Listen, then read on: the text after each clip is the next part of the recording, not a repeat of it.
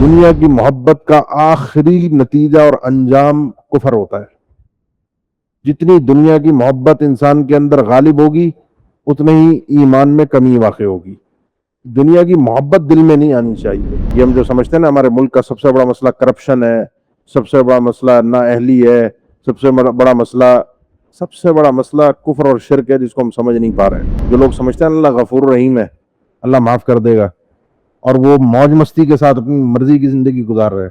اللہ غفور رحیم ایسوں کے لیے ہے جنہوں نے تکلیفیں جھیلی ہیں، آزمائشیں اٹھائی ہیں، اللہ کی خاطر قربانیاں دی ہیں، اپنی جان کی، اپنی مال کی، اپنی عزت کی۔ اگر بدلہ لیتے ہوئے تم نے زیادہ بدلہ لے لیا، اس صورت کے اندر تم ظالم ہو جاؤ گے، اگلا مظلوم ہو جائے گا۔ جو ظالم تھا وہ مظلوم ہو گیا کیونکہ تم نے بدلے میں زیادتی کر دی ہے۔ انسان یہ دیکھتا ہے کہ وہ کلمہ کفر ادا کر رہا ہے اور اس کے کلمہ کفر کے بعد حق اس دنیا سے ختم ہو جائے گا، حق بولنے والا کوئی نہیں ہے۔ یعنی مجھے مجبور کیا جا رہا ہے کہ میں کلمہ کفر بول دوں، اور میرے کلمہ کفر بولنے کے بعد حق کا نام لیوا کوئی نہیں ہوگا۔ تو اس صورت کے اندر اس آدمی پر فرض ہے کہ یہ کلمہ کفر نہیں بولے گا، مجبوری کی حالت میں بھی۔ وَلَقَدْ يَسَّرْنَا الْقُرْآنَ لِلذِّكْرِ فَهَلْ مِن مُدَّكِرٍ۔ سورۃ النحل آیت نمبر 103۔ وَلَقَدْ نَعْلَمُ، اور یقیناً ہم اچھی طرح اس بات کو جانتے ہیں، أَنَّهُمْ يَقُولُونَ، یہ لوگ مشرکین یہ بات کہتے ہیں، انما يعلمه بشر، ان کی بات یہ ہے کہ آپ صلی اللہ علیہ وسلم کو سکھانے والا یہ قرآن ایک انسان ہے، آپ کو انسان نے سکھایا ہے۔ لسان الذی، اللہ تعالیٰ نے جواب دیا کہ زبان، بولی، لینگویج اس آدمی کی، یلحدون الیہ، جس کی طرف یہ لوگ نسبت کر رہے ہیں کہ اس نے قرآن سکھایا ہے، اعجمی، عجمی زبان ہے، اس کی عربی زبان نہیں ہے، وہ غیر عربی زبان بولتا ہے۔ وہذا، اور یہ قرآن مجید، لسان، اس کی زبان ہے، عربی مبین، واضح فصیح عربی زبان۔ کل بات ہوئی تھی کہ قرآن مجید کے متعلق ان کا یہ کہنا کہ اللہ کا کلام نہیں ہے، اس میں ایک اعتراض انہوں نے قرآن مجید کی منسوخ آیات کے ذریعے سے پیش کیا کہ کبھی ایک حکم نازل ہوتا ہے اس کو چینج کر دیا جاتا ہے۔ اس کا معنی یہ ہے کہ اللہ کی طرف سے نہیں ہے، اللہ کی طرف سے ہوتا تو چینجنگ کیسی ہوتی، تبدیلی نہیں آنی چاہیے تھی۔ اللہ نے فرمایا تبدیلی تو آنے کے بعد اہل ایمان کا ایمان مزید بڑھ جاتا ہے کہ اللہ تعالیٰ نے اپنی حکمت سے درجہ بدرجہ سچویشن کے حساب سے قرآن مجید کو نازل فرمایا ہے۔ تو اب اللہ کی طرف سے قرآن نہیں ہے تو اس دعوے کے اوپر وہ دلیل کے طور پر پیش کرتے ہیں کہ اس قرآن کو کسی آدمی نے ان کو سکھایا ہے۔ جو پرانی قصے کہانیاں، جیسے آج بھی بہت سارے لوگ اعتراضات کرتے ہیں کہ اللہ کے نبی صلی اللہ علیہ وسلم کا ابو طالب کے ساتھ جو شام کے اسفار تھے، تو ان اسفار میں، ان سفروں میں آپ صلی اللہ علیہ وسلم نے یہ ساری تعلیمات حاصل کی تھی شام کی طرف جب گئے تھے۔ اسی طرح اپنوں میں سے کسی کا نام نہیں لیا، کسی کا نام نہ قرآن نے ذکر کیا کہ وہ آدمی کون ہے جس کا نام مشرکین نے لیا ہو، اور نہ مشرکین نے کوئی نام ظاہر کیا، کیونکہ روایات میں کوئی نام مذکور نہیں کسی صحیح روایت میں کہ وہ آدمی کون ہے جس نے قرآن مجید کو اللہ کے نبی صلی اللہ علیہ وسلم کو سکھایا، جس کی نسبت انہوں نے کی۔ اس میں کہتے تھے کہ ہم میں سے تو کوئی نہیں ہے، ظاہر سی بات ہے مشرکین مکہ میں سے کوئی ہوتا تو کہتے فلاں آدمی نے سکھایا ہے، فلاں ان کا استاد ہے۔ تو کوئی ہے اس کا استاد جو ہم میں سے نہیں ہے، باہر سے ہے۔ تو اللہ نے فرمایا اگر باہر سے ہے، وہ شام کے راستے میں جا کر سیکھ کر آئے تھے جب تجارت کے لیے گئے تھے، تو وہاں کے لوگ یا کوئی بھی آدمی جو تم میں سے نہیں ہے، اس کی زبان تو عربی نہیں ہوئی، اور قرآن مجید عربی زبان میں ہے۔ اس کا مطلب یہ ہے کہ کلام بھی جو ہے نا اللہ کا، قرآن مجید، یہ جبرائیل امین لے کر آتے ہیں، اس کے الفاظ بھی اور معنی بھی، کیونکہ انہوں نے یہ بات نہیں کہی کہ اللہ کے نبی صلی اللہ علیہ وسلم نے اس سے معنی اور مفاہیم لیے ہیں، سارا فلسفہ لیا ہے اور اس فلسفے کو خود عربی زبان میں پیش کر رہے ہیں۔ زبان آپ کی ہے، مفاہیم اس آدمی کے ہیں۔ نہیں، انہوں نے کہا یہ آدمی کے کلمات بھی اس کے ہیں اور معنی اور مفہوم بھی اس کا ہے۔ اس کا مطلب یہ ہے کہ یہ کلمات بھی اور معنی اور مفہوم بھی، دونوں ہی چیزیں اللہ کے نبی صلی اللہ علیہ وسلم کی طرف جبرائیل امین لے کر آتے تھے، پہلی بات۔ دوسری چیز یہ ہے کہ وہ آدمی سکھانے والا غیر عربی ہے جس کو تم کہہ رہے ہو، اور اللہ کے نبی صلی اللہ علیہ وسلم نے ویسے کسی سے پڑھا نہیں ہے، تمہارے سامنے زندگی گزری ہے، آپ کا کوئی استاد نہیں تھا، جس سے آپ نے تعلیم حاصل کی ہو دنیا میں کسی بھی نوعیت کی تعلیم.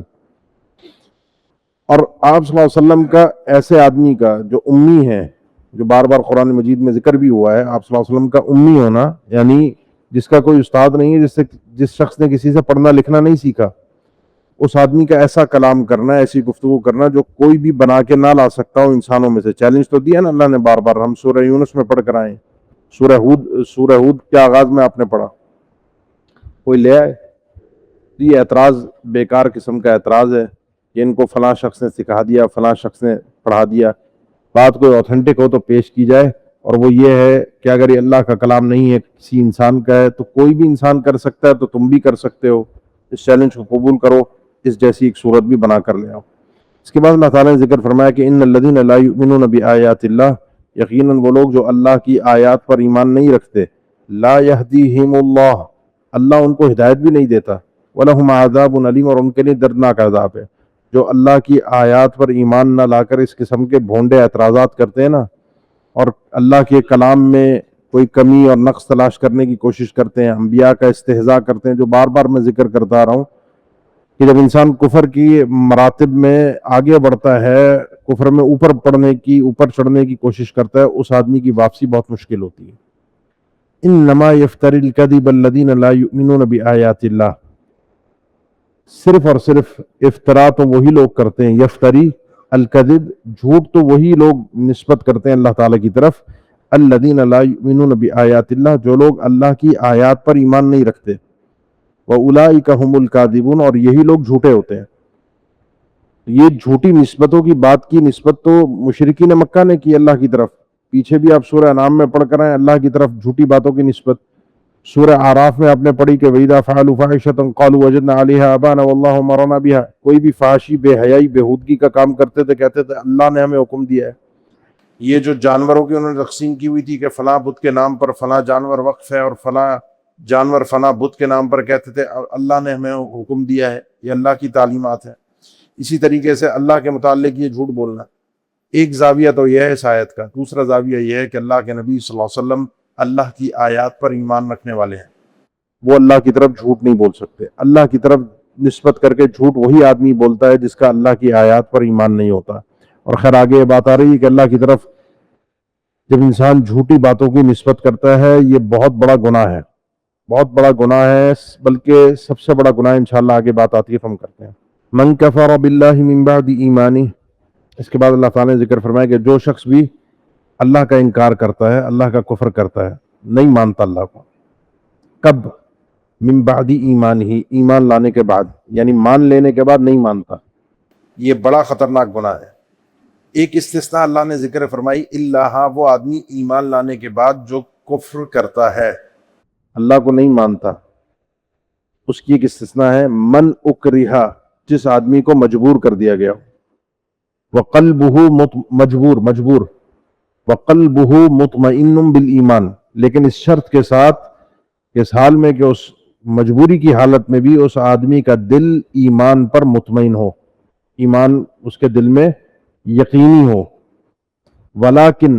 لیکن وہ آدمی جس کو مجبور کیا گیا یا مجبور نہیں کیا گیا، دونوں کنڈیشن میں اس نے کفر کیا مجبوری کے باوجود بھی یا بغیر مجبوری کے بھی، لیکن کنڈیشن یہ تھی کہ من شرح بالکفر صدرا، لیکن وہ آدمی جس نے کھول دیا، شرح کھول دیا، بالکفر کفر کے لیے، صدرن اپنے سینے کو، یعنی دل سے اس نے کفر کیا، چاہے مجبوری کے بعد کیا ہو چاہے مجبوری سے پہلے کیا ہو، ایمان لانے کے بعد اس نے کفر کر لیا دل سے.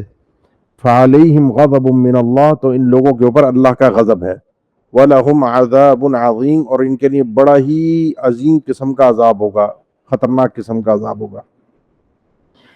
ان مشرکین کی باتیں چلتی آ رہی تھی، پیچھے ان کے اعتراضات تھے، آپ نے پڑھے سنے اللہ تعالیٰ کے متعلق باتیں. کوئی بھی ان کے اعتراضات کو سن کر، مشرکین کے، کہ جی اللہ کا کلام نہیں ہے، اس میں آیات منسوخ ہو جاتی ہیں، اور اس نے اس ایمان کے بعد ان کے مشرکین کے ان اعتراضات کی وجہ سے کفر کر لیا. ایمان کے بعد کفر خطرناک ہے، زیادہ خطرناک ہے. یہ آپ پہلے بھی قرآن مجید میں سورہ آل عمران میں بھی مضمون گزرا ہے، ان الذین کفروا بعد ایمانہم ثم ازدادوا کفرا لن تقبل توبتہم. ایک آدمی اللہ کو جان گیا، پہچان گیا، سمجھ گیا، اور اس کے بعد وہ اس نے پلٹا کھایا، پلٹ گیا، یہ آدمی زیادہ خطرناک ہے کفر میں، کیونکہ یہ مرتد ہو گیا، سوائے ایک شکل کے کہ اس آدمی کو مجبور کیا گیا، اکراہ جس کو کہتے ہیں، اس کے ساتھ زبردستی کی گئی۔ اس زبردستی کے اندر دو چیزیں سمجھ لیجئے، مجبور کرنے والا یہ نہ کہے کہ تھپڑ مار دوں گا اللہ کے ساتھ کفر کر، جان پہ بنائے کہ اس کو قتل کر دے گا، اور دوسرا اس آدمی کو یقین ہو کہ یہ خالی دھمکی نہیں ہے، یہ آدمی یہ کام کر بھی دے گا، میری جان کے اوپر بنائیے، میں اپنی جان گنوا بیٹھوں گا۔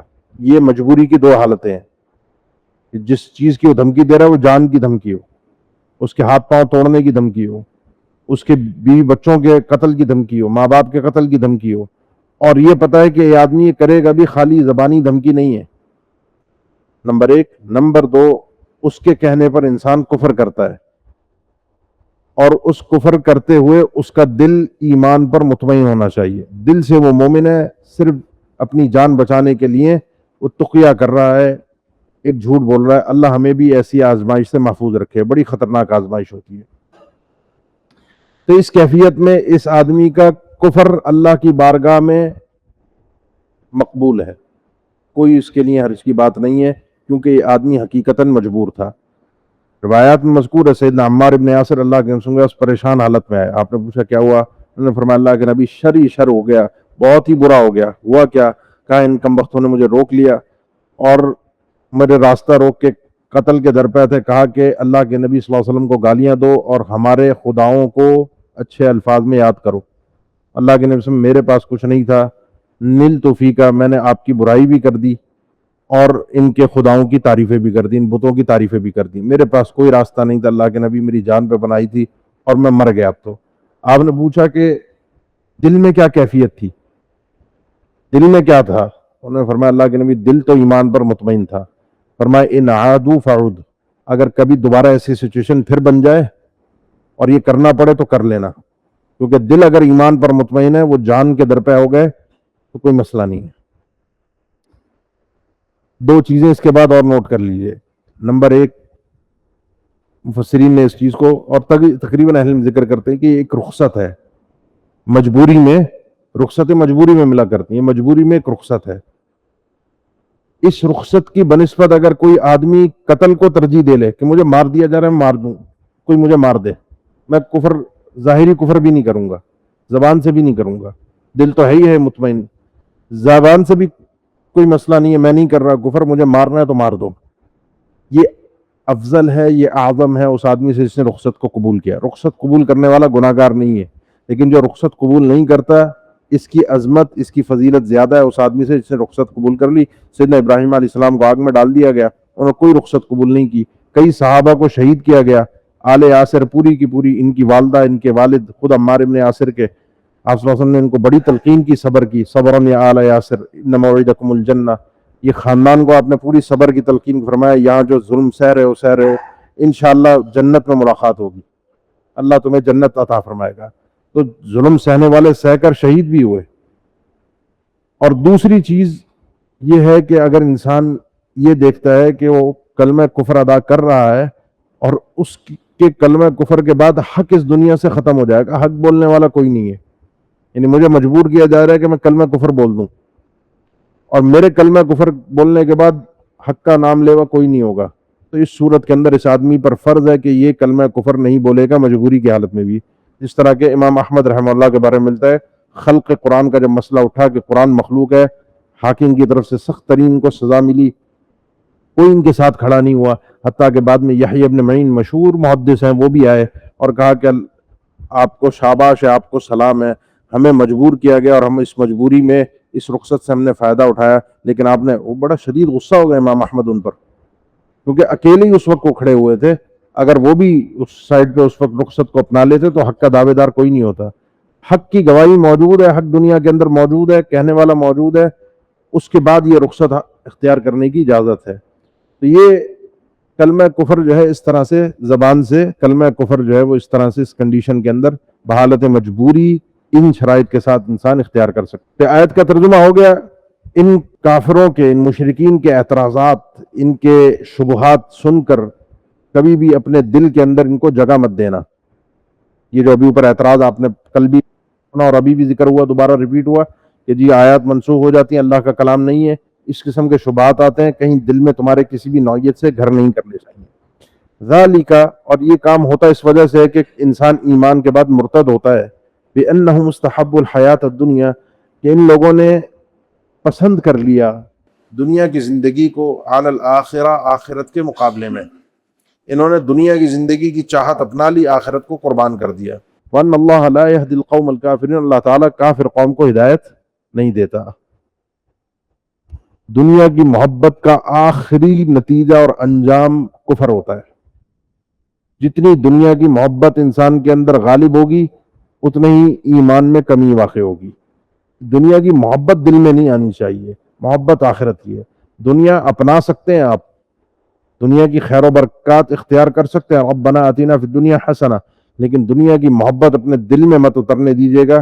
جتنی یہ محبت میں اضافہ ہوتا جائے گا اتنا ہی انسان ایمان میں نقص اپنے محسوس کرے گا، اور اگر اعلیٰ درجے کی محبت آخری درجے کی بڑھ گئی تو یہ انسان کو ایمان سے واپس پھیر دے گی۔ اس لیے انسان جو ہے وہ حب الدنیا و کراہیت الموت، جو اللہ کے نبی صلی اللہ علیہ وسلم کا فرمان ہے کہ انسانوں کے اندر، مسلمانوں کے اندر وہن کی کمزوری آ جائے گی، اور وہ وہن کی بیماری ہے کہ انسان دنیا کی محبت میں پڑ جائے گا اور اس کو پھر مرنا پسند نہیں ہوگا، کیونکہ مرنے کے بعد آخرت ہے اور آخرت کو اس نے فوقیت اور ترجیح نہیں دی۔ دوسری چیز جو ہے وہ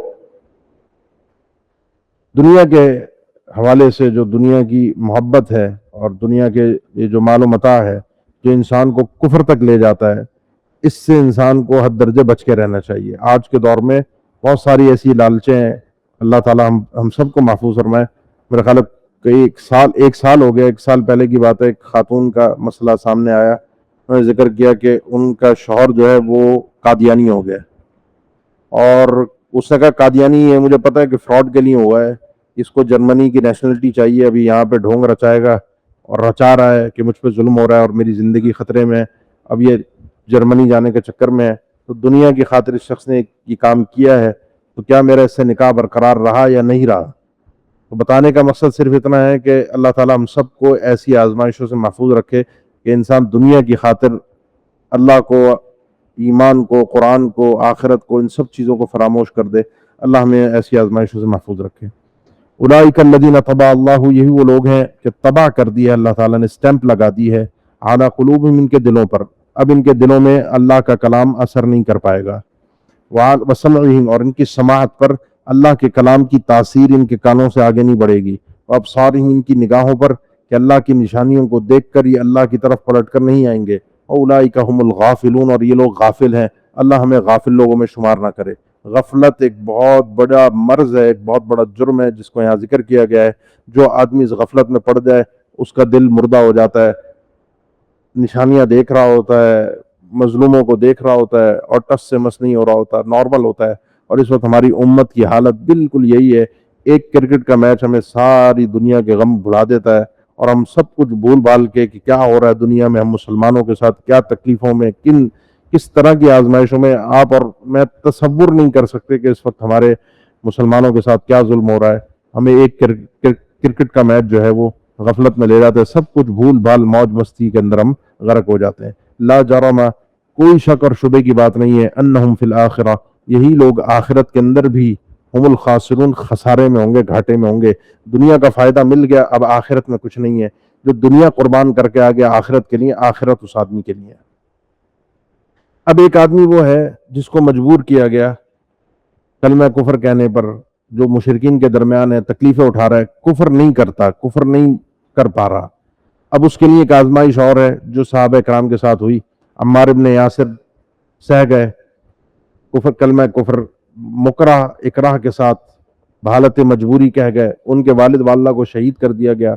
کئی ایک شہداء کی فہرست ہے جو مکہ کے اندر جن کو ان ظلم و ستم کو ان کو سہنا پڑا، لیکن کئی ایک ایسے تھے جو ان تکلیفوں سے اللہ نے ان کو اجازت دی کہ یہاں سے اپنے علاقے کو، گھر بار کو، اپنے دوست یاروں کو، اپنے کام کاج کو، اپنے سب چیزوں کو چھوڑ چھاڑ کے یہاں سے نکل جائیں۔ وہ اپنا گھر بار چھوڑ کے بھاگنے پر مجبور ہو گئے، جس کو ہجرت کہا جاتا ہے، اللہ کی خاطر۔ اگلی آیت میں ان لوگوں کا تذکرہ ہے، ثم ان ربک، پھر یقین آپ کا پروردگار، للذین، ان لوگوں کے لیے، ہاجروا، جنہوں نے ہجرت کر لی، من بعد ما فتنوا، آزمائش کے بعد، تو ان کو بھی آزمایا گیا۔ ان کے لیے بھی یہ تھا آسانی کے ساتھ کہ وہ مکرہ حالت اکرام میں کلمہ کفر کہتے بچ جاتے، لیکن وہ آزمائش میں ہجرت کر گئے، مکہ کو چھوڑ گئے. ثم جاہدوا وصبروا، اور پھر انہوں نے اپنے، اس کے دو معنی ہیں کیونکہ آیت اگر مکی ہے تو مکہ کے اندر جہاد نہیں تھا، انہوں نے اس تکلیفوں پر صبر کیا، جہاد کیا، یعنی اپنے آپ کو اس محفل، اس میدان کے اندر کھڑا رکھا، ڈٹ کے رہے، وصبروا، اور صبر کیے. یہ آیت کیونکہ صورتوں میں ایسا بھی ہوتا ہے کہ پوری صورت مکی ہوتی ہے، چند آیات مدنی ہوتی ہیں. یہ آیت مدینہ کی بھی ہو سکتی ہے، کوئی صراحت نہیں آیت مدینہ کی ہے مکہ کی ہے. تو مدینہ کی اگر یہ آیت ہے تو پھر یہ بالکل واضح ہے کہ وہ لوگ جنہوں نے مکہ کی زندگی میں تکلیفیں جھیلی اور اس کے بعد ہجرت کی، حبشہ گئے یا پھر مدینہ آ گئے، آخری ہجرت مدینہ کی طرف ہوئی، اور پھر وہاں آ کر اللہ کی راہ سے پھرے نہیں بلکہ جہاد کے لیے اللہ کی راہ میں کھڑے ہوئے، وصبروا، اور صبر کیا، ڈٹ گئے. ان ربک من بعدہا، ان ساری آزمائشوں کے بعد آپ کا پروردگار لغفور الرحیم، اب ان کو بڑا ہی بخشنے والا اور بڑا ہی ان پر کرم کرنے والا ہے. یہ ہے اللہ غفور الرحیم. جو لوگ سمجھتے ہیں اللہ غفور الرحیم ہے، اللہ معاف کر دے گا، اور وہ موج مستی کے ساتھ اپنی مرضی کی زندگی گزار رہے، اللہ غفور الرحیم ایسوں کے لیے ہے جنہوں نے تکلیفیں جھیلی ہیں، آزمائشیں اٹھائی ہیں، اللہ کی خاطر قربانیاں دی ہیں، اپنی جان کی، اپنی مال کی، اپنی عزت کی، اپنا گھر بار چھوڑنا پڑا ہے، اللہ کی راہ میں اپنی جان کو لے کر ہتھیلی پر رکھ کر میدان میں کھڑے ہو گئے اور بڑا کچھ سہا ہے، صبر کیا ہے، اللہ ان کے لیے غفور الرحیم. تو یہ پوری ایک گفتگو اس انداز میں اس صورت کی چل رہی ہے. اب اللہ نے قیامت کا ایک منظر اگلی آیت میں پیش کیا ہے. مومن ہو، کافر ہو، مرتد ہو، منافق ہو، کوئی بھی ہو، اللہ کا ماننے والا ہو، اللہ کا انکار کرنے والا ہو، یوم تأتی کل نفس، اس دن آئے گا ہر نفس، ہر انسان اس دن آئے گا، تجادل عن نفسہا، اور وہ مجادلہ کرے گا اپنے ہی نفس کے متعلق. مجادلہ مخاصمہ، لڑائی، دفاع، لڑنا، اس کی کوشش ہوگی کسی طریقے سے اپنے آپ کو بچائے. ہر نفس کی خواہش اور کوشش یہی ہوگی، حتیٰ کہ سارے انبیاء بھی کل نفس کے اندر داخل ہیں، ان کی بھی یہی ہوگا اللہم سلم سلم، اللہ میں بچا لے، سوائے محمد الرسول اللہ صلی اللہ علیہ وسلم کے. وہ شفاعت عظمیٰ بھی کریں گے، اللہ ان لوگوں کا حساب و کتاب بھی شروع ہو جائے. اس کے بعد بھی وہ سفارش کرتے رہیں گے، اللہ میری امت کو بخش دے، اللہ میری امت میں مومنوں کو معاف کر دے. تو ہر انسان اس دن لگا ہوا ہوگا صرف اپنے آپ کو بچانے میں، کوئی کسی کے کام آئے گا ہی نہیں. نہ میں آپ کے آؤں گا، نہ آپ میرے آئیں گے، نہ میں اپنے بیوی بچوں کے، نہ ماں باپ کے، نہ کوئی میرے خاندان کا رشتہ دار میرے کام آئے گا. اور سب مجھے دکھائے جائیں گے، ملوائے جائیں گے قیامت کے میدان میں، اور میں ان کو دیکھ کر بھاگوں گا، وہ بھی مجھے دیکھ کر بھاگیں گے، کوئی کسی کے کام نہیں آئے گا. اور ہر انسان کی اس دن ایک ایسی کیفیت ہوگی شأن یغنیہ، جو اسے اپنی ذات میں مگن رکھے گی، کسی کی طرف توجہ کرنے کی اس کے پاس فرصت نہیں ہوگی، کس کا کیا بنا. وہ یہ ہوگا بس میں بچ جاؤں. وَتُوَفَّى كُلُّ نَفْسٍ مَّا عَمِلَتْ، ہر انسان کو اس کے عمل کے مطابق پورا پورا بدلہ دیا جائے گا. وَهُمْ لَا يُظْلَمُونَ، اور کسی پر ظلم نہیں کیا جائے گا. جو ہم پہلے بھی پڑھ کر آئے فلا یخاف، آگے پڑھیں گے بلکہ آپ سورہ 15 پارے کے اندر سورہ طٰہٰ میں، اور 17 پارے میں سورہ انبیاء میں، فلا یخاف ظلما ولا حظما فلا یخاف بخسا ولا رہقا. نہ انسان کو اس دن، مومن کو کسی کو بھی نہ ظلم کا ڈر ہوگا اور نہ بخس کا ڈر ہوگا. نہ یہ ہوگا کہ میری نیکیاں کا صلہ مجھے پورا نہیں ملے گا، پورا پورا ملے گا. نہ یہ ہوگا کہ اس کے کسی اور کے گناہ اس کے سر لاد دیے جائیں، ایسا بھی نہیں ہوگا. آپ کے گناہ، آپ کی نیکیاں، آپ کا پورا پورا فیصلہ آپ کو پورا پورا انصاف کے ساتھ کیا جائے گا. پوری صورت سورہ نعمتوں کے حوالے سے پوری صورت میں گفتگو چلتی آ رہی ہے. نعمتوں کے حوالے سے اللہ تعالیٰ ذکر فرماتا ہے اللہ کا قانون کیا ہے نعمتوں کا. پوری صورت میں آپ نے نعمتیں پڑھی، نعمتیں ہی نعمتیں. وضرب اللہ مثلا قریہ، اب اللہ تعالیٰ آپ کے سامنے مثال بیان فرما رہا ہے ایک بستی کی، ایک علاقے کی، ایک قوم کی. کانت آمنۃ مطمئنہ، جو پہلے تھی امن میں بھی اور اطمینان میں بھی. اور یہ ہر قوم کی، آج بھی ہر ملک اور قوم کی یہی دو ضروریات ہیں، امن داخلی اور خارجی. دوسرے نمبر پر یأتیہا رزقہا رغدا من کل مکان، اس کے پاس اس کا رزق وافر مقدار میں آتا تھا ہر جانب سے، ہر سائڈ سے، اس کی سرحدوں سے. اس کو جو جس چیز کی ضرورت اس قوم کے لیے تھی، اس کے لیے بآسانی اس کا سسٹم، اس کے بزنس کا، امپورٹ ایکسپورٹ کا، معیشت کا بالکل پرفیکٹ تھا. ہر چیز اس علاقے میں مہیا تھی، کھانے پینے کی، بالکل امن میں تھے. کوئی ڈر نہیں تھا دشمن کا اور بالکل مطمئن تھے، کوئی ڈر اور خوف اندرونی بھی نہیں تھا بیرونی بھی نہیں تھا۔ اور ہر قوم و ملت کی یہی دو ضروریات ہوتی ہیں، امن اور معیشت کی مضبوطی۔ فکفر بانعم اللہ، انہوں نے اللہ کی نعمتوں کی ناشکری کی۔ یہ اللہ کی دی ہوئی نعمتیں ہیں۔ میں نے ذکر کیا تھا آپ کے سامنے کہ کفار مکہ کے لیے بھی یہ آیت ہے کہ اللہ کے نبی صلی اللہ علیہ وسلم اللہ کی بہت بڑی نعمت تھے، اور جب کفار مکہ نے اللہ کی اس نعمت کی ناقدری کی، اللہ نے اس نعمت کو ان سے چھین لیا۔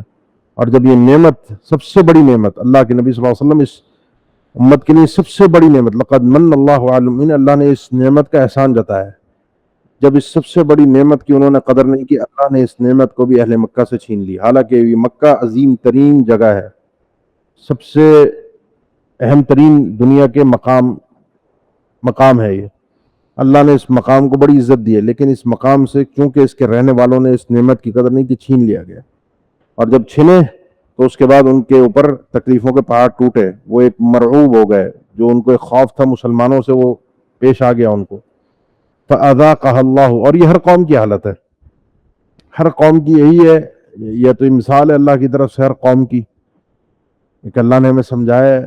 آپ اپنے ملک کی حالت دیکھ لیں، وہ بھی آپ کو اچھی طرح سمجھ میں آ جائے گی کہ کس طرح ہم تھے۔ وہ جی اطلاعات میں ہمیں تو پڑھنے کو ملتا ہے کہ 1962 کے اندر، 1962 کے اندر پاکستان نے جرمنی کو قرضہ دیا تھا۔ پڑھ کے بھی اب ہنسی آتی ہے کہ پتہ نہیں یہ کوئی لطیفہ ہے یا حقیقت ہے۔ ہمارے ملک کی اکانومی کیسی تھی، ہمارے ملک کے حالات کیسے تھے 60-65 کی دہائی تک، لیکن اس کے بعد فکفرت بانعم اللہ، یہ ہم جو سمجھتے ہیں نا ہمارے ملک کا سب سے بڑا مسئلہ کرپشن ہے، سب سے بڑا مسئلہ نااہلی ہے، سب سے بڑا مسئلہ کفر اور شرک ہے، جس کو ہم سمجھ نہیں پا رہے ہیں۔ سب سے بڑا مسئلہ یہ کہ نعمتیں دی ہوئی اللہ کی ہیں اور یہ ان کی نسبتیں غیر اللہ کی طرف ہو رہی ہوتی ہیں۔ سب سے بڑا مسئلہ یہ ہے کہ اللہ کی دی ہوئی نعمتیں ہیں اور اس کے لیے ہم اللہ کے سامنے اٹھ کر اللہ کو ہی چیلنج کر رہے ہوتے ہیں کہ اللہ کے فیصلوں پر ہم فیصلہ دیں گے کہ ان کو نافذ ہونا چاہیے یا نہیں نافذ ہونا چاہیے۔ تو فکفرت بانعم اللہ فاذاقها اللہ لباس الجوع، پھر اللہ تعالیٰ چکھاتا ہے، پہناتا ہے ان لوگوں کو، ایسی قوم کو، لباس الجوع، اللہ نے پہنا دیا، یہ تو ماضی کی بات ہے، فاذاقها اللہ، اللہ نے پہنا دیا ایسی قوم کو جوع اور خوف کا لباس، بھوک اور ڈر کا لباس۔ لباس کہتے ہیں جو میں نے جو لباس پہنا ہے آپ کو نظر آ رہا ہے اور آپ کا لباس مجھے نظر آ رہا ہے، آپ کی طرف جیسے ہی میں دیکھتا ہوں آپ کا لباس مجھے نظر آتا ہے۔ تو اس قوم کو جو بھی دیکھتا ہے تو اس کا بھوک اور ننگ پن، یہ سارا ڈر اور خوف، یہ ان کے یعنی بھکاری پن اور ڈر اور خوف ان کے اوپر ایسا مسلط ہے کہ دیکھنے والے کو سب سے پہلی وہی چیز نظر آتی ہے۔ نمبر 2، لباس جیسے آپ کے ساتھ جسم کے ساتھ چپکا ہوا ہوتا ہے، بغیر لباس کے آپ رہتے نہیں ہیں، اسی طریقے سے یہ بھوک اور خوف ان کے ساتھ چمٹا ہوا ہے۔ الگ ہٹ کچھ بھی کر لیں، کہیں سے بھی کچھ بھی سر توڑ کوشش کر لیں انسان، یہ مسئلہ حل نہیں ہو سکتا سوائے اس کے کہ اللہ کی طرف انسان رجوع کرے جو اس نعمتوں کا عطا کرنے والا ہے۔ اس کے بغیر کبھی بھی اللہ کی بارگاہ میں نظام نہیں بدلا کرتے۔ اللہ نے لباس پہنا دیا اس قوم کو جوع اور خوف کا۔ وجہ کیا تھی؟ بما کانوا یصنعون، ان کی حرکتیں اور ان کے کرتوت تھے، وجہ یہ خود تھے۔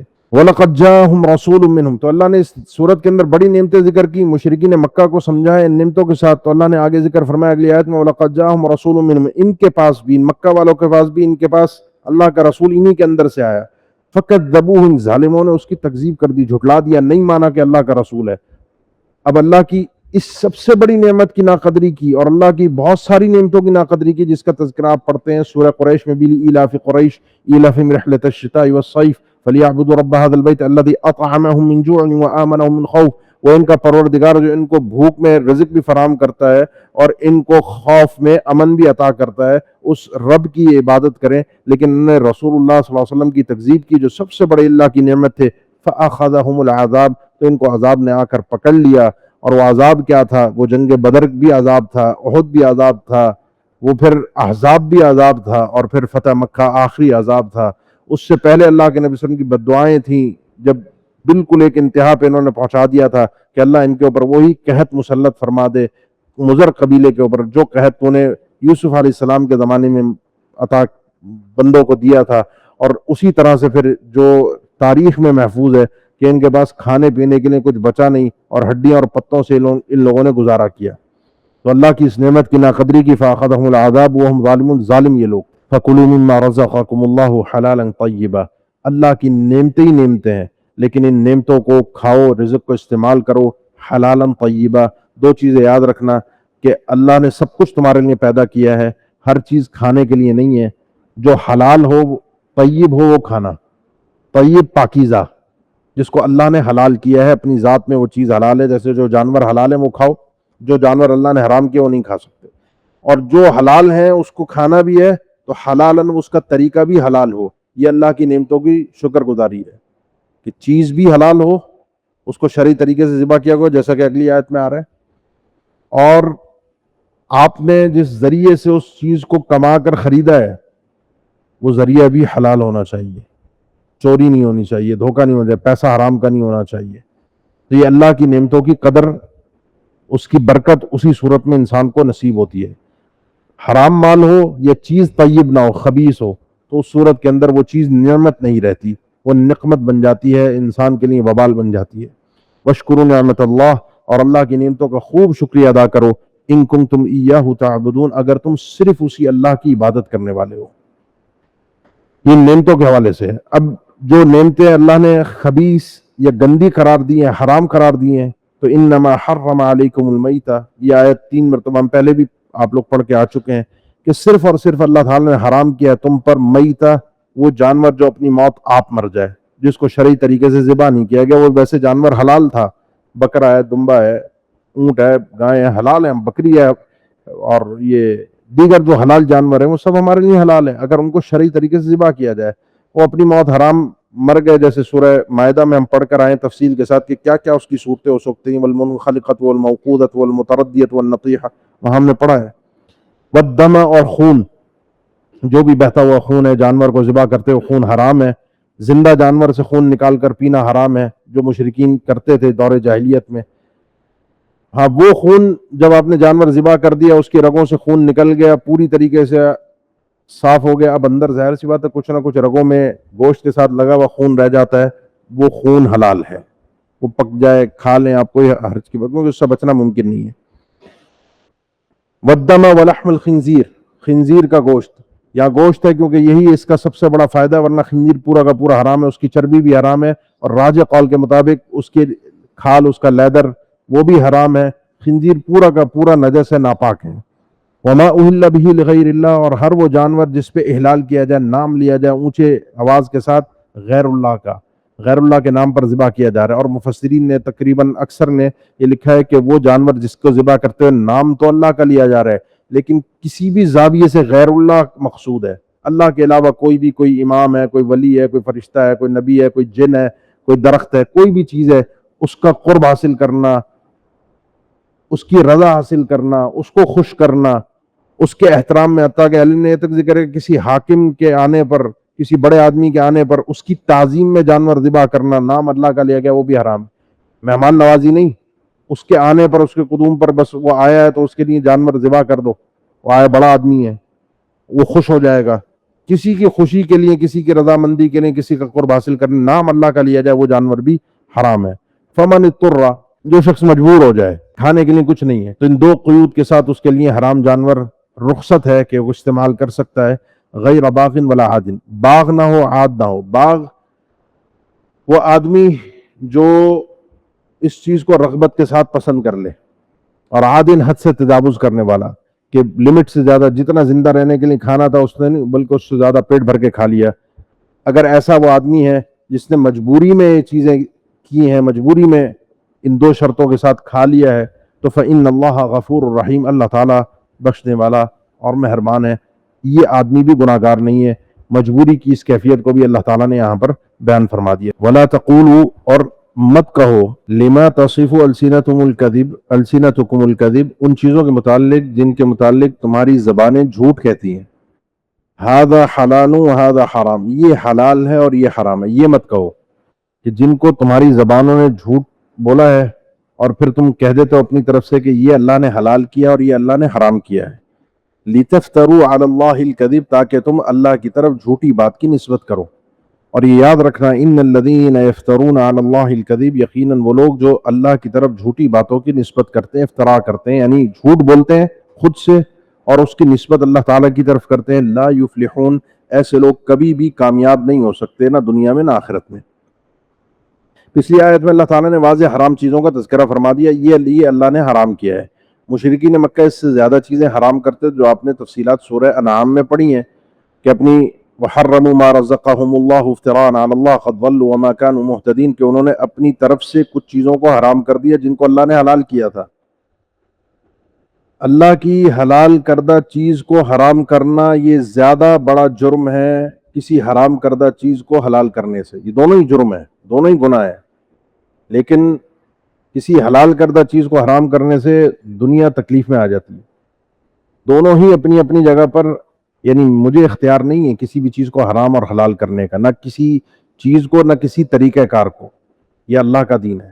مشرکین کو یہاں واضح طور پر بتایا گیا کہ چونکہ تم اللہ کی نعمتوں کو لوگوں کے لیے حرام کرتے ہو، اللہ کی یہ نعمتیں ہیں جن جانوروں کو اللہ نے حلال کیا، تم اپنی طرف سے صائبہ، وسیلہ، حام، جو سورہ مائدہ میں آپ لوگوں نے پڑھا کہ جانوروں کے خاص قسمیں بنا لیتے تھے اور یہ بتوں کے نام پر وقف کر دیتے، اب اسے کوئی کھا نہیں سکتا، اسے کوئی ہاتھ نہیں لگا سکتا، یہ جہاں چاہے جو چاہے بیڑا غرق کرے، اس کو آزادی ہے۔ اللہ نے فرمایا تقسیم اللہ تعالیٰ نے نہیں کی۔ تو اپنی زبانوں سے، مشرکین مکہ اپنی زبانوں سے تم اپنی طرف سے اللہ کی طرف یہ جھوٹی باتوں کی نسبت نہ کرو، جس طرح کہ ابھی کلاس کے آغاز میں نے ذکر کیا کہ جھوٹ بول رہے ہیں اور جھوٹی باتوں کی نسبت اللہ کی طرف کر رہے ہیں، جس سے اللہ یعنی دیگر لوگوں کے لیے ایمان کو ان کے مشکوک کر رہے ہیں۔ اب جو میں نے ذکر کیا تھا شروع میں بھی کہ یہ افتراء علی اللہ، اللہ کی طرف یعنی جھوٹ انسان خود بولے یا کوئی بھی بات خود کہے اور یہ کہے کہ اللہ کا فرمان ہے، یہ اللہ نے کہا ہے۔ یہ جو قرآن مجید کی آیت ہے نا سورہ اعراف میں، قل من حرم زینۃ اللہ التی قل انما حرم ربی الفواحش ما ظہر منها وما بطن والاثم والبغی بغیر الحق وان تشرکوا باللہ ما لم ينزل به سلطانا وان تقولوا علی اللہ ما لا تعلمون۔ سورہ اعراف کی آیت ہے جس میں اللہ تعالیٰ نے 5 حرام کردہ چیزوں کا تذکرہ بیان فرمایا ہے، 4 چیزوں کا، اور چوتھی میں سب سے آخری چیز ہے شرک کے بعد اللہ تعالیٰ نے ذکر فرمایا ہے کہ اللہ کی طرف جھوٹی باتوں کی نسبت کرنا۔ ابن القیم رحمہ اللہ لکھتے ہیں شرک سے بھی بڑا گناہ ہے یہ، کیونکہ شرک ایک ذاتی گناہ ہے، اور القول علی اللہ بلا علم، یعنی انسان بغیر علم کے، ایک تو جھوٹ بولے جان بوجھ کے، اور ایک ہے پتہ ہی نہیں ہے، بس کوئی بھی بات کہہ دی اور کہا یہ اللہ کی طرف سے۔ یہ خود کی گمراہی نہیں بلکہ اگلے کو بھی گمراہ کرنا ہے اور خود کو اللہ کے مقام کے برابر لا کھڑا کرنا ہے، کہ جس طرح اللہ کے پاس حلال اور حرام کا اختیار ہے، میں خود سے حلال اور حرام کر رہا ہوں، اور چونکہ میری بات کی کوئی ویلیو نہیں ہے، میری بات آپ اٹھا کے سائڈ پہ پھینک دیں کوئی مسئلہ نہیں ہے، لیکن جب میں یہ کہوں کہ اللہ کا فرمان ہے تو بات پھر عام بات نہیں رہتی، اس بات میں وہ ویلیو آ جاتی ہے کہ اگر اس کو کسی نے ٹھکرا دیا تو کفر ہو جائے گا۔ تو اس لیے اللہ کی طرف نسبت کرتے ہوئے، اللہ کے دین کی طرف نسبت کرتے ہوئے انسان کو پوری طرح سے احتیاط کرنی چاہیے۔ متاع قلیل، تھوڑا سا فائدہ ہے، اس کے بدلے آپ کو پوری دنیا کیوں نہ مل جائے، حلال اور حرام کے اختیارات آپ اپنی مرضی سے کرتے رہیں، اور فائدہ تھوڑا سا ہوگا کیونکہ دنیا ہے، اور اس کے بعد وَلَهُمْ عَذَابٌ علیم، بڑا ہی دردناک عذاب ہے۔ وَعَلَى الَّذِينَ هَادُوا، اور وہ لوگ جو یہودی ہیں، یہودیوں کے لیے بھی حرمنا، ہم نے حرام کیا، ما قصصنا علیک من قبل، ان چیزوں کو جن کا قصہ ہم نے، یعنی جن کی تفصیلات ہم نے بیان کر دی آپ کے سامنے اس سے پہلے، وہ آپ سورہ انعام میں 8ویں پارے میں پڑھ کر آئے ہیں۔ حرمنا علیہم کل ذی ظفر ومن البقر والغنم حرمنا علیہم شحومہما الا ما حملت ظہورہما والحوایا وما اختلط بعظم ذلک جزیناہم ببغیہم، ان کی بغاوت تھی، ان کے گناہ تھے، ان کے ظلم تھے، اس کا بدلہ یہ تھا کہ اللہ تعالیٰ نے ان کے اوپر حلال چیزوں کو بھی حرام کر دیا۔ وہ ویسے حلال ہے ساری انسانیت کے لیے، اس میں فائدہ ہے، طیب ہے، لیکن ان کے گناہوں کی وجہ سے فَبِظُلْمٍ مِّنَ الَّذِينَ هَادُوا حَرَّمْنَا عَلَيْهِمْ طَيِّبَاتٍ أُحِلَّتْ لَهُمْ وَيُصَدِّمْ عَنْ سَبِيلِ اللَّهِ كَثِيرًا، ان کے ظلم اور جرم اور اللہ کے دین سے لوگوں کو روکنے کی وجہ سے اللہ نے حلال چیزوں کو حرام کر دیا۔ اور یہ جب کلاس میں بات آئی تھی میں نے وہاں ذکر کیا تھا کہ یہ آج بھی ہے کہ جب انسان اللہ سے بغاوت کرتا ہے تو حرام چیز، حلال چیز حرام تو نہیں ہوتی لیکن میرے نصیب سے باہر ہو جاتی ہے، پھر ڈاکٹر کہہ دیتا ہے آپ فلاں چیز نہیں کھا سکتے، آپ نے فلاں چیز کا استعمال کیا تو یہ آپ کے لیے نقصان دہ ہو جائے گی، یہ حلال چیز حرام ہو جاتی ہے انسان کے سرکشی کی وجہ سے۔ تو وہ چیزیں سورہ اعراف میں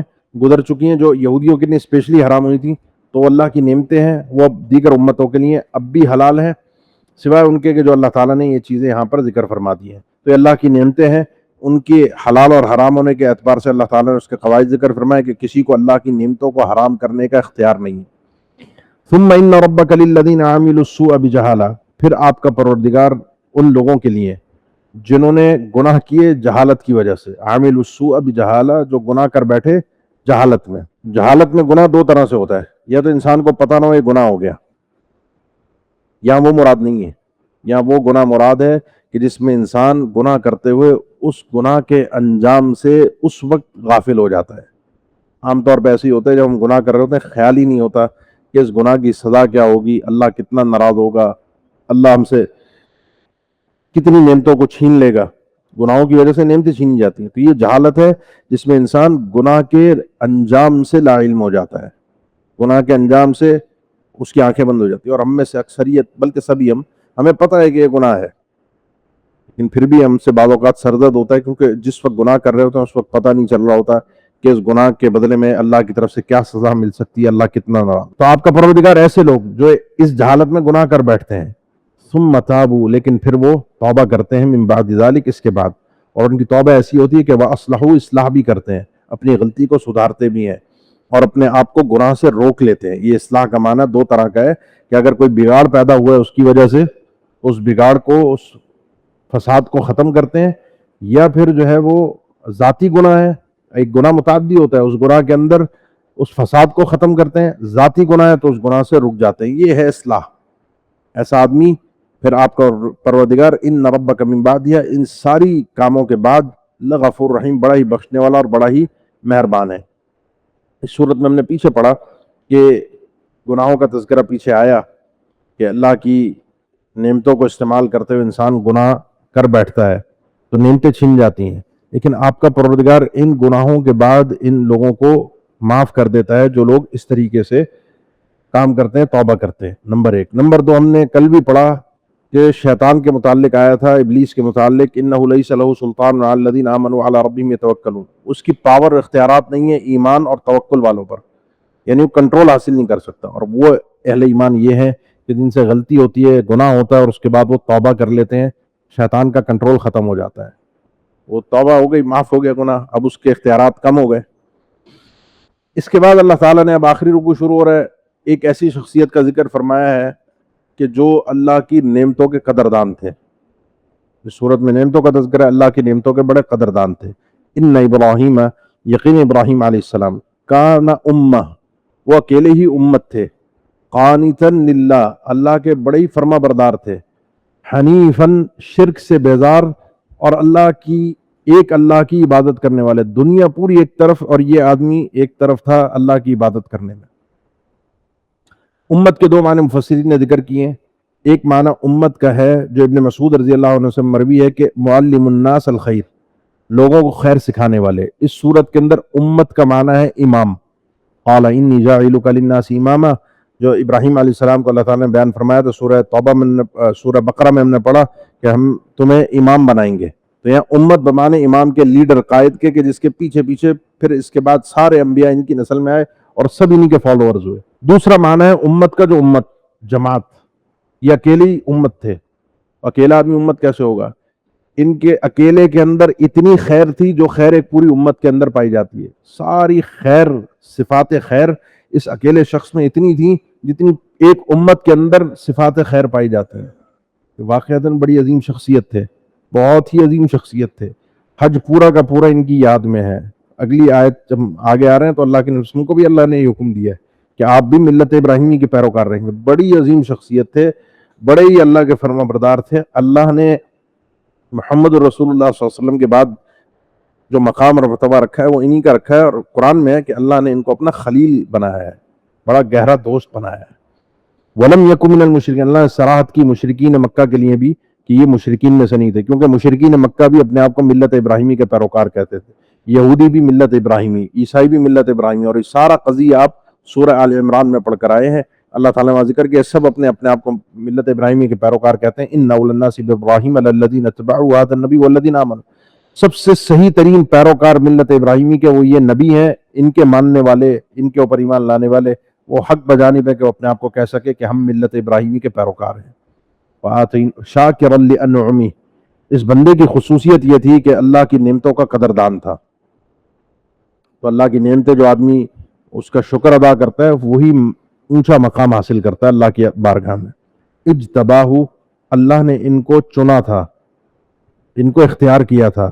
وہداہ الی صراط مستقیم، اور ان کو سیدھے راستے کی طرف رہنمائی بھی اللہ نے دی تھی، کیونکہ کوئی نہیں تھا اس وقت، وحی اللہ کی طرف سے آئی تھی، توحید اللہ نے ان کو عطا کی تھی۔ وآتیناہ فی الدنیا حسنہ، ان کو دنیا میں ہم نے بڑی خوبیاں عطا کی تھیں، بڑا مقام دیا ان کو کہ پوری آگے اللہ تعالیٰ نے ذکر فرمایا نا کہ ان کی دعا ہے سورہ شعراء میں، آپ پڑھیں گے آگے، وجعلنی من ورثۃ جنۃ النعیم وجعل لی لسان صدق فی الآخرین، اے اللہ میرا اچھا ذکر ہو بعد والوں میں، لوگ مجھے اچھے الفاظ سے یاد کریں، میرا ذکر خیر ہو، اور ایسا ذکر خیر ہو گیا کہ ہم نماز پڑھتے ہیں ہم میں سے ہر شخص اللہم صلی علی محمد وعلی آل محمد کما صلیت علی ابراہیم وعلی آل ابراہیم انک حمید مجید، اس سے بڑھ کر کیا ہوگا؟ وجعل لی لسان صدق فی الآخرین وَإِنَّهُ فِي الْآخِرَةِ لَمِنَ الصَّالِحِينَ، اور آخرت میں بھی یہ نیک لوگوں میں سے ہوں گے۔ دعا ہے وَلَا تُخْزِنِي يَوْمَ يُبْعَثُونَ، اللہ کل قیامت کے دن مجھے رسوا نہ کرنا، ان کی خاص دعا ہے۔ ثُمَّ أَوْحَيْنَا، پھر اللہ کے نبی صلی اللہ علیہ وسلم خاص وحی کر رہے ہیں الیک آپ کی طرف، ان اتبع ملت ابراہیم حنیفہ، کہ آپ بھی ملت ابراہیمی کے ہی پیروکار رہیں گے جو کہ حنیف تھے۔ حنیف کا معنی اوپر گزر گیا، یعنی نہ یہ مشرکین مکہ ملت ابراہیم پر چلتے ہیں، نہ یہودی نہ عیسائی، ملت ابراہیمی کے صحیح پیروکار آپ ہیں۔ آپ اسی چین میں سے ہیں جس میں سے انبیاء آ رہے ہیں، ابراہیم علیہ السلام کی اولاد میں سے آپ بھی انہی میں سے ایک نبی ہیں، اور سارے انبیاء کی پہلے بھی بات گزری ہے، توحید اور عقیدہ میں انبیاء سب ایک ہی دین پر ہیں، سب ایک ہی نہج پر ہیں۔ شریعت لکل جعلنا منکم شرعۃ ومنہاجا، اسی انداز پر آپ نے تبلیغ کرنی ہے، اسی انداز پر ڈٹ کر رہنا ہے۔ ان مشرکین کے اعتراضات آپ کو ملت ابراہیمی سے غافل نہ کر دیں، اور یہ بات پھر اللہ نے ذکر فرمائی وما کان من المشرکین، یہ بات ذہن میں رکھیے ابراہیم علیہ السلام مشرکین میں سے نہیں تھے۔ اگلی آیت میں ایک اعتراض ہے، انما جعل السبت علی الذین اختلفوا فیہ، یہ جو ہفتے کا دن بنایا گیا، ہفتے کا دن جعل السبت علی الذین اختلفوا فیہ، ان لوگوں پر کہ جنہوں نے اس دن کے بارے میں اختلاف کیا، یہودی، کہ اگر اللہ کے نبی صلی اللہ علیہ وسلم ملت ابراہیمی کے پیروکار ہے تو ملت ابراہیمی تو ہفتے کے دن کی تعظیم تھی، یعنی جیسے ہمارے یہاں جمعے کا دن ایک قابل احترام ہے، عظمت والا دن ہے، اس دن اللہ کی ایک ہم خاص طریقے سے عبادت کرتے ہیں، افضل ترین دنوں میں سے ایک دن ہے جمعے کا دن۔ تو یہ حقیقت میں جو صحیح بخاری کی حدیث ہے کہ یہی دن تھا، ان کو ملا، انہوں نے ہفتے کا دن بنایا، عیسائیوں نے ان کی مخالفت میں اتوار کا دن بنا دیا، خاص عبادت کا معظم دن۔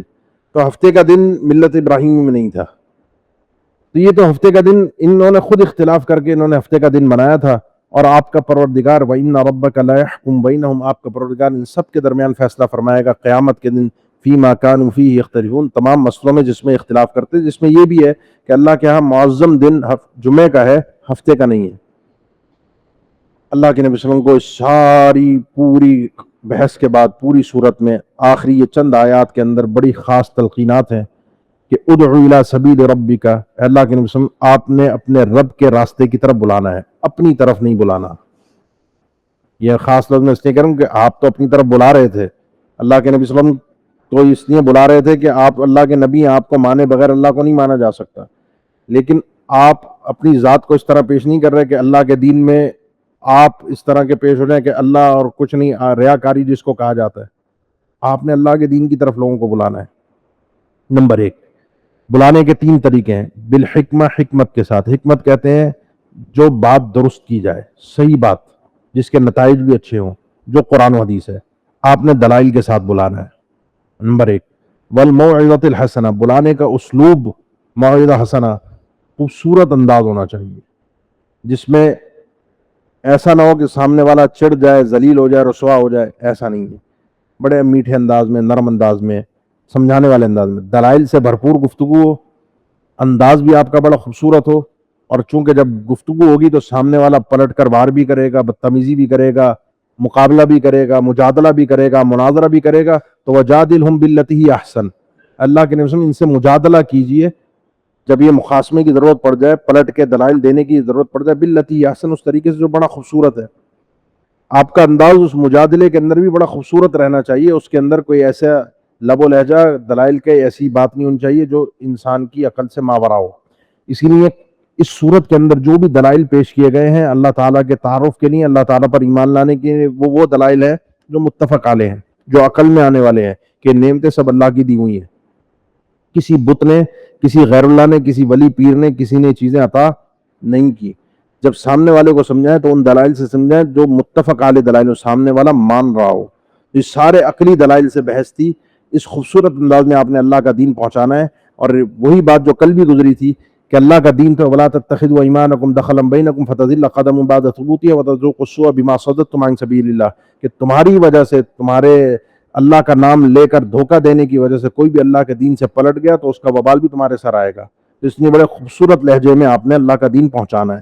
ان ربک, یقیناً آپ کا پروردگار, هو اعلم بمن ضل عن سبیلی, وہ اچھی طرح جانتا ہے کہ کون اس کی راہ سے بھٹکا ہوا ہے.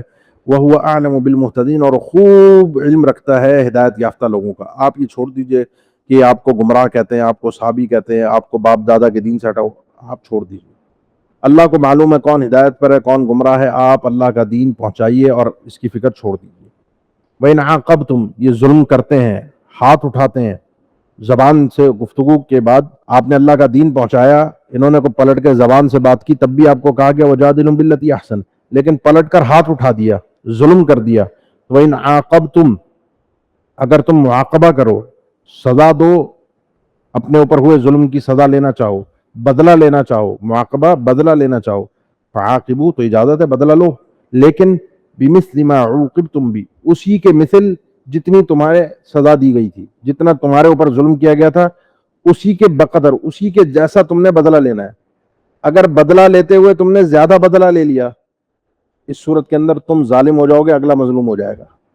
جو ظالم تھا وہ مظلوم ہو گیا کیونکہ تم نے بدلے میں زیادتی کر دی ہے. جتنا ظلم ہوا ہے اتنے بدلہ لینے کی اجازت ہے. اور سورہ شورى میں آپ تفصیل سے پڑھیں گے 25ویں پارے میں اس مسئلے کے قاعدے اور ضابطے وہاں بہت زیادہ تفصیل سے اللہ تعالیٰ نے بیان فرمائے. لیکن اچھی بات کی طرف نشاندہی فرمائی, وَلَئِن صَبَرْتُمْ, اور اگر روک لیتے ہو اپنے آپ کو, صبر کہتے ہیں اپنے نفس کو روک لینا, دبا لینا اپنے آپ کو, حبس النفس بما یجزع, انسان کا کنٹرول, اپنے غصے کو پی جانا, بدلہ نہ لینا, جواب نہ دینا پلٹ کے, یہ اگر کر گئے تو اللہ هو خیر للصابرین, صابرین کے لیے بہت بہترین چیز ہوتی ہے. یہ اگر کر گئے تو یہ بہت بہتر ہے. بدلہ نہ لیا, اللہ کے دین کو فوقیت دے دی, اپنی ذات کو چھوڑ دیا. ہر کسی نے مجھے اللہ کے لیے مارا ہے, اللہ کے لیے گالی دی ہے, چھوڑو.